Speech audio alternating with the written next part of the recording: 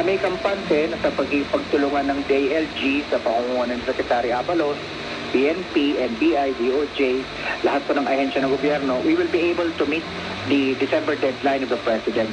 Ngayon, kung meron mang matira hanggang January, hindi na ako siguro ganun kadami yun. Pero tuloy-tuloy ho kami. In fact, may mga kinakasa kaming mga operasyon, may mga nahuli kaming mga bago. So, tuloy-tuloy ho tayo sa labang ito. Ulitin ko lang, Dr. Casio, no? Meron pa hong nag-ooperate as of this moment ng mga illegal pogos? Meron po, may mga natatanggap po tayo mga reports sa kung saan sa mga law enforcement agencies, sa mga ilang mga concerned citizens natin, nagpapadala ng mga pictures, videos, mga testimonya. Marami pa rin ho, meron pa nag-ooperate. Tandaan ho natin, ito po ay mga kriminal. Sa mga kriminal, hindi ho yan sumusunod sa mga legal na kautusan. So hindi sila basta-bastang tatalima sa tawag ng Pangulo.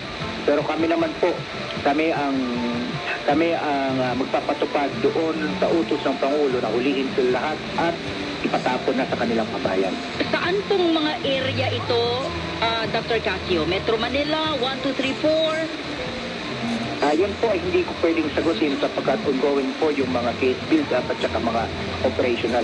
Ayaw ko pong makompromiso yung ginagawa ko namin case build-up at saka mga investigasyon. Ay, naunawaan po namin, pero at least, no, mauubos din yung mga ito.